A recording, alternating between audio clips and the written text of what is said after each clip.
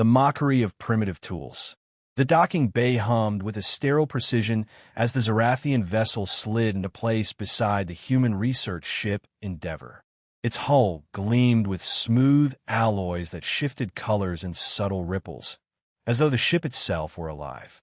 By comparison, the Endeavour looked blocky, angular, and scarred by the patchwork of repairs earned across years of service. Where the Zarathians prized elegance, humanity had embraced rugged practicality.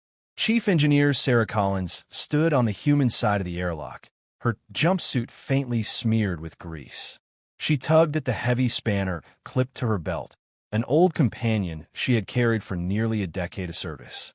It was solid, simple, and reassuring in her palm. A good tool, she thought. Reliable. Predictable. The airlock hissed open, and the Zarathian delegation stepped through. They were tall, willowy creatures, their skin faintly luminous in the dock lights. At their head strode Kale Wyvorn, the Zarathian chief systems engineer. His attire gleamed with a sheen of nanothread, subtly alive with embedded circuits. He carried himself with the smug ease of someone who had never known failure in his craft. His sharp eyes flicked immediately to Sarah Spanner. His mouth curled. "You still use that?"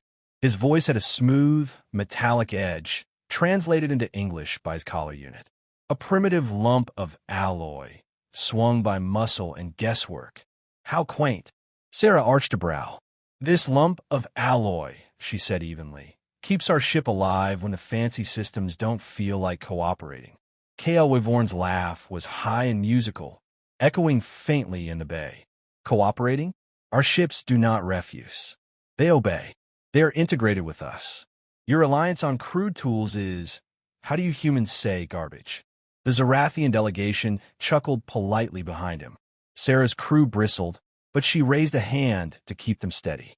She had dealt with arrogance before, and she knew better than to defend her tools to someone who had never been forced to improvise.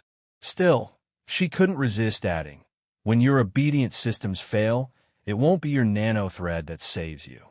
It'll be this." She tapped the spanner at her belt. Kale Wyvorn sneered, unconvinced.